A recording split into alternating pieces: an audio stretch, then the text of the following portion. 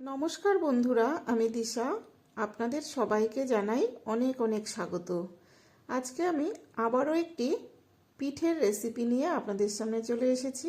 আজকে আমার রেসিপি ক্ষীরের পাটিসাপটা। তো দেখুন, এই পাটিসাপটাটা করার জন্য এখানে আমি ময়দা নিয়ে নিয়েছি 1 কাপ। আমি কিন্তু কোনো চালের গুঁড়ো এখানে ব্যবহার করব না, শুধু ময়দা আর সুজি দিয়েই করব। তো এখানে 1 কাপ ময়দা দিয়ে এর মধ্যে দিয়ে দিয়েছি এখানে আমি এই কাপের 3 ভাগের 1 ভাগ দিয়েছি সুজি, আর দিয়ে দিয়েছি এখানে 1 কাপের থেকে একটু কম চিনি। চিনিটা দিয়ে এর মধ্যে 1 চিমটে নুন দিয়েছি। নুনটা দিয়ে এর মধ্যে দিয়ে দিলাম ছোট বাটি দিয়ে 1 বাটি গুঁড়ো দুধ, আর দিয়েছি এখানে 2টো এলাচ গুঁড়ো করে।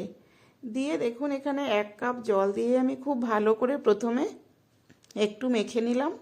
মেখে নিয়ে দেখলাম যে ব্যাটারটা একটু ঘন হয়ে গেছে, আবারও একটু জল দিয়ে আমি ব্যাটারটা একটু পাতলা করে বানিয়ে নিয়েছি।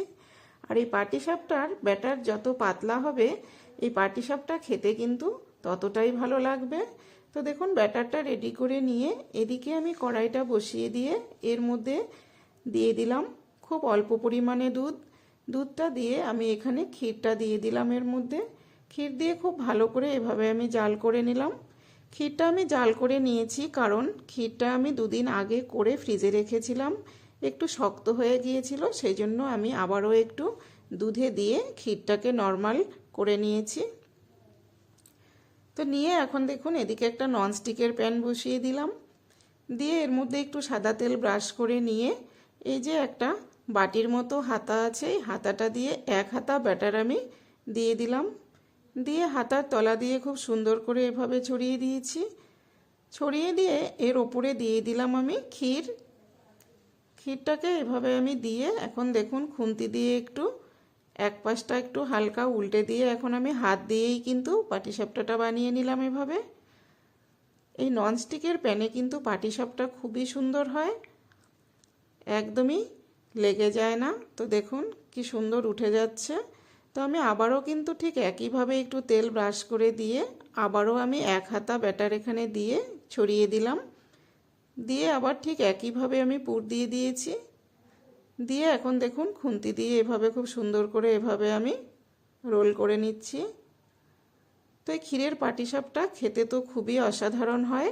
তো এইভাবে আপনারা ক্ষীর দিয়ে খেতে না চাইলে কিন্তু নারকেল দিয়েও করতে পারেন। তো দেখুন একইভাবে আমি সবগুলোকেই বানিয়ে নিচ্ছি। একটা করে এভাবে রোল করে সাইডে রেখে আমি কিন্তু আরেকটাও একইভাবে বানিয়ে নেব। এভাবে আমি পরপর সব পাটিসাপটাগুলোকেই কিন্তু বানিয়ে নিচ্ছি। আর দেখুন এভাবে যদি পাটিসাপটাগুলো পরপর উঠে যায় বানাতেও কিন্তু খুবই ভালো লাগে, খুব তাড়াতাড়ি হয়ে যাচ্ছে। তো আপনারাও কিন্তু এভাবে একবার ট্রাই করবেন, দেখবেন খুব সুন্দর পাটিসাপটাগুলো খুব তাড়াতাড়ি করে আপনাদের হয়ে যাবে। তো দেখুন ভাজতেও কিন্তু বেশ ভালো লাগছে। একসাথে কিন্তু 2-3টে করেও ভেজে নেওয়া যায়। তো দেখুন এই তো দুটোকে আমি ভেজে সাইডে তুলে রাখলাম, আর এদিকে আবারও ব্যাটার দিয়ে দিলাম। এভাবে কিন্তু আমি পরপর সবগুলোকেই ভেজে নিয়েছি। তো দেখুন কতটা সুন্দর হয়েছে পাটিসাপটাগুলো, আর একদম দেখতে সাদা ধপধপে হয়েছে, একটুও কিন্তু লাল হয়নি।